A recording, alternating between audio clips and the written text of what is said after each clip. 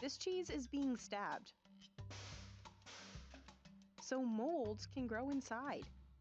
Without molds, we'd have a very bland cheese world. But an important slice of this world could be in danger.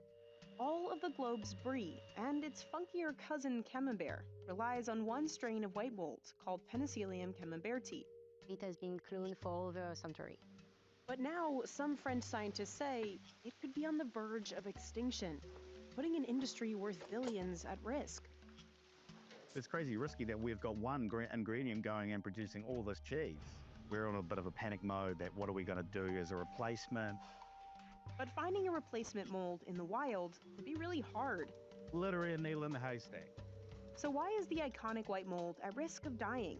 And what does this mean for cheese lovers around the world? Many cheesemakers globally get their Penicillium camemberti mold freeze-dried from labs in France. This includes Simon Barry, who runs the Whitestone Cheese Company in Oamaru, New Zealand, which has specialized in artisan cheese for nearly 40 years. He pays $50 for this dose of mold, which will give him 240 large wheels of brie. Simon's team starts its brie out just like any other cheese, with a big vat of warm milk. They inoculate it with mold at this stage. We rely on molds to give us all this flavor and all this creativity. Cheeses injected with mold, like camembert and gorgonzola, tend to have more pungent and complex flavors than those made without it, like mozzarella or cheddar. Moldy cheeses can also be more expensive. They got their own personalities, they're their own wee stars in themselves.